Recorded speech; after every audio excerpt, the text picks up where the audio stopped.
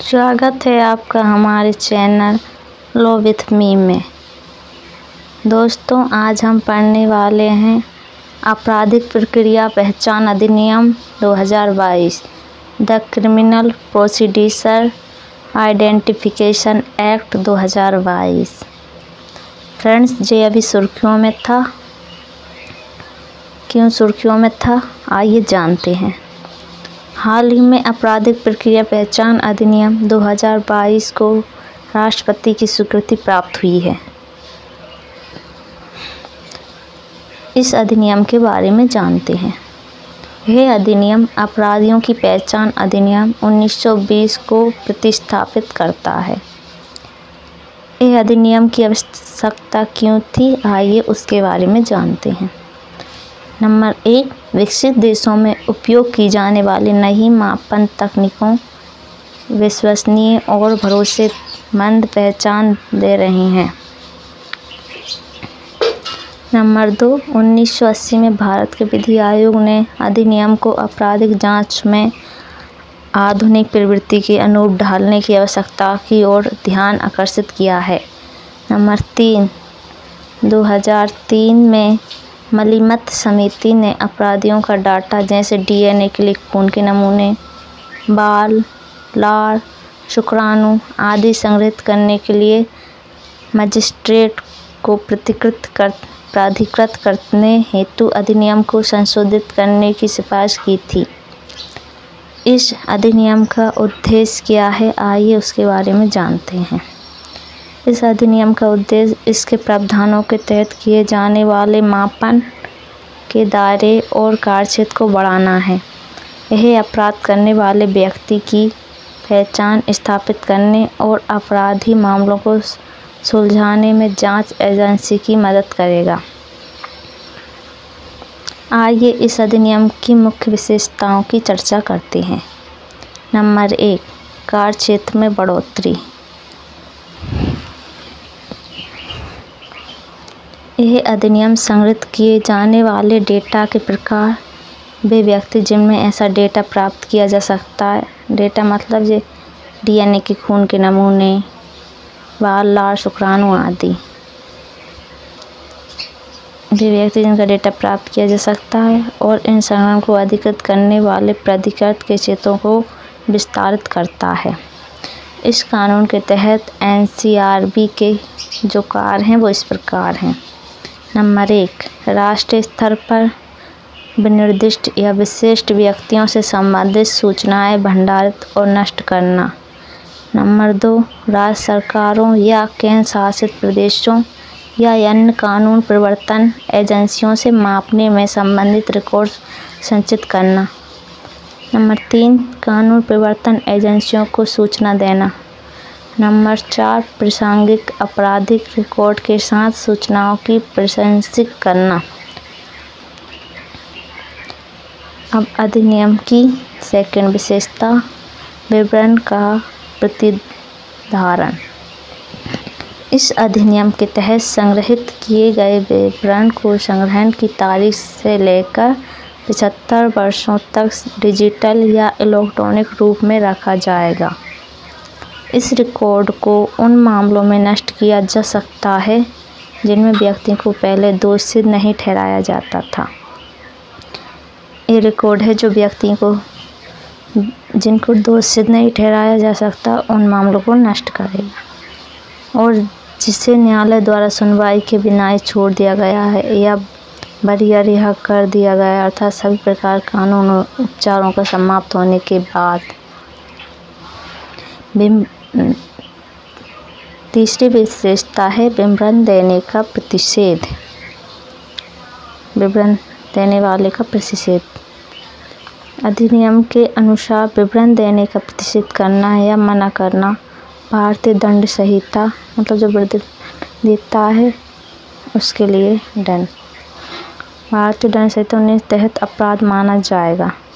ऐसे प्रतिषेध या इनकार करने पर पुलिस अधिकारी या जेल के अधिकारी राज्य या केंद्र सरकार द्वारा बनाए गए नियमों के तहत निर्धारित तरीके से विवरण प्राप्त कर सकते हैं। फोर्थ विशेषता, मजिस्ट्रेट की शक्ति। इस अधिनियम के तहत मजिस्ट्रेट सीआरपीसी दंड प्रक्रिया संहिता के तहत जांच या कार्रवाई करने के उद्देश्य से किसी व्यक्ति को विवरण देने के लिए निर्देशित कर सकता है। नियम बनाने की शक्ति को केंद्र सरकार तथा प्रस्तुत करना। विशेषता 5।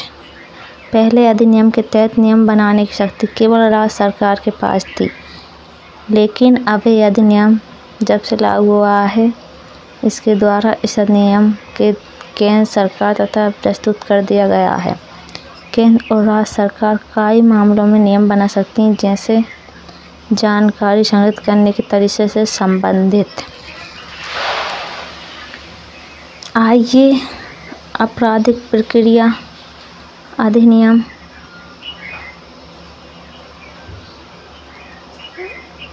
आपराधिक प्रक्रिया अधिनियम 2022 और आपराधिक प्रक्रिया अधिनियम 1920 में अंतर जानते हैं।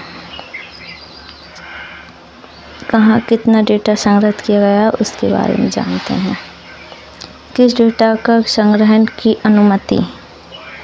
तो 1920 में उंगली का निशान लिया जाता था, पहचान छाप और तस्वीर, जबकि 2022 के अधिनियम में इसका बदलाव करते हुए आँख की पुतली और रेटिना का स्कैन, भौतिक जैविक नमूने और उनका विश्लेषण, व्यवहार संबंधी विशेषताएं जिनमें हस्ताक्षर, लिखावट या दंड प्रक्रिया संहिता 1973 की धारा 53 या 53A में संदर्भित कोई अन्य परीक्षण सम्मिलित है। नंबर 2, किन व्यक्तियों का डेटा संग्रहित किया जाएगा? तो 1920 के अधिनियम में नंबर 1 वर्ष या उससे अधिक के कठोर कारावास के साथ दंडनीय अपराध के लिए दोषी ठहराया गया या गिरफ्तार किया गया व्यक्ति।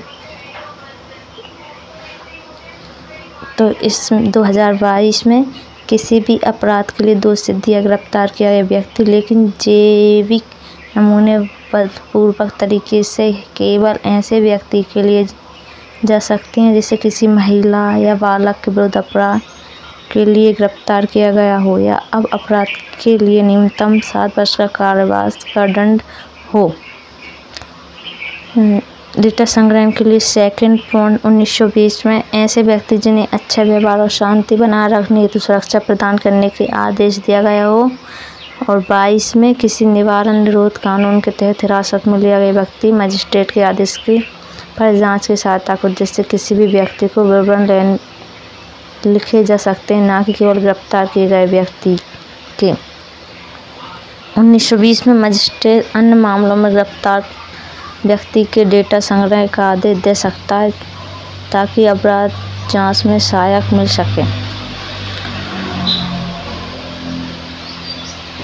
नंबर 3, अंतर का नंबर 3 है, किन व्यक्तियों को डाटा की ज़रूरत पड़ सकती है? कौन से व्यक्ति डाटा का संग्रहण करने दे सकते हैं? तो 1920 के अधिनियम में अन्वेषण अधिकारी, पुलिस चौकी का प्रभारी अधिकारी या उप निरीक्षक या उससे उच्च पद का अधिकारी और सेकंड मजिस्ट्रेट भी दे सकता है। जबकि 2022 में किसी व्यक्ति चौकी का प्रभारी अधिकारी या मुख्य कांस्टेबल या उससे उच्च पद का अधिकारी, इसके साथ ही जेल के मुख्य वार्डर, सेकंड प्रथम दर्जे का मेट्रोपॉलिटन मजिस्ट्रेट या न्यायिक मजिस्ट्रेट, जिस मामले में व्यक्तियों का सुव्यवहार और शांति कहा जाए, वह कार्यकारी मजिस्ट्रेट। दोस्तों, इसके बाद अधिनियम के लिए क्या चिंताएं हैं उसके बारे में जानते हैं। नंबर 1, यह अधिनियम निजता के अधिकार का उल्लंघन करता है। अधिनियम के तहत निर्दिष्ट की जाने वाले व्यक्ति के निजी डेटा का हिस्सा होती है, इसलिए इसे निजता के अधिकार के तहत संरक्षित किया जा सकता है। सेकंड है विधि आयोग के अवलोकन से भिन्न। यह विधि आयोग के अवलोकन से भिन्न है क्योंकि यह अधिनियम किसी अपराध के लिए दोषसिद्धि या गिरफ्तारी किए गए व्यक्ति को शामिल करते हुए उन व्यक्तियों के समूह का विस्तार करता है जिनका डेटा संग्रहित किया जा सकता है। इसमें बहुत तीव्र गति से और लापरवाही पूर्वक वाहन चलाने के आरोप में गिरफ्तार किया गया कोई शामिल होगा, जिसके लिए अधिकतम 6 माह के कारावास के दंड का प्रावधान है। तीसरी चिंता क्या है? यह अधिनियम मजिस्ट्रेट की शक्तियों का भी विस्तार करता है। यह अधिनियम मजिस्ट्रेट की शक्तियों का भी विस्तार करता है, जिसके तहत जांच में सहायता के लिए मजिस्ट्रेट किसी भी व्यक्ति से डेटा संग्रहित करने का आदेश दे सकता है। नंबर 4, यह विधि के आयोग का अवलोकन 1980 से भिन्न है। इसके अवलोकन के अनुसार 1920 के अधिनियम का सिद्धांत पर आधारित है कि अपराध जितना कम गंभीर हो, दंडात्मक उपाय करने की शक्ति उतनी अधिक प्रबंधित होनी चाहिए। इस अधिनियम से संबंधित कुछ अन्य समस्याएं हैं, उनको भी जानते हैं। इस संविधान के अनुच्छेद 20(3) का भी उल्लंघन करता है। नंबर 2, विभिन्न प्रकार के निजी विवरणों जिनकी विश्वसनीयता और उपयोगिता आपराधिक जांच के संदर्भ में अलग होती है को शामिल करने वाली मापन की परिभाषा स्पष्ट रूप से मनमानी है। नंबर 3, विवरण एकत्र करने वाले व्यक्ति के किसी क्षमता निर्माण और प्रशिक्षण आयोग करने की आवश्यकता के बारे में चिंता है, क्योंकि विवरण के संग्रहण के लिए कोई भी मानवीकृत मापदंड निर्धारित नहीं है। प्रस्तावित विवरणों, विशेष रूप से जैविक नमूनों और उनके विश्लेषण को रिकॉर्ड वाले डेटाबेस के गुणवत्ता प्रबंधन को सुनिश्चित करने के लिए एनसीआरबी के पास पर्याप्त साधन नहीं है। नेक्स्ट, संग्रहित किए गए डेटा में उपयोग पर कोई सीमा नहीं है और विश्लेषण शब्द को परिभाषित नहीं किया जा सकता। संग्रहण और मापन के प्रयोग को लेकर स्पष्टता के अभाव कारण इसमें दुरुपयोग की संभावना बढ़ गई है। फ्रेंड, आपराधिक प्रक्रिया अधिनियम 1922 में वे प्रावधान है जो पुट्टुस्वामी बाद में सुप्रीम कोर्ट द्वारा निर्धारित मानकों के अनुरूप नहीं हो सकते हैं, जैसे संबंधित सूचना को एक केंद्रीय डेटाबेस में भंडारित करना, जैसे व्यापक पैमाने पर एक्सेस किया जा सके और न कि केवल केस फाइल में। नंबर 2, डेटा एकत्र करने के लिए कम रैंक वाले अधिकारी को अनुमति देकर सुरक्षा को कमजोर किया गया है। नंबर 3, डेटा को 75 वर्षों तक भंडारित किया जाता है, वास्तव में आजीवन। फ्रेंड्स, इस अधिनियम का निष्कर्ष निकलता है कि मौलिक अधिकारों को सीमित करने वाला कानून अपनी सीमा, विस्तार और अनुमति दी गई हस्तक्षेप की प्रकृति के संदर्भ में पर्याप्त रूप से स्पष्ट और सटीक होना चाहिए। साथ ही अधिकारियों द्वारा शक्तियों के दुरुपयोग को रोकने के लिए पर्याप्त सुरक्षा उपाय भी किए जाने चाहिए। दोस्तों, आपको हमारी वीडियो अच्छी लगी हो तो चैनल को लाइक, सब्सक्राइब एवं शेयर ज़रूर करें। धन्यवाद।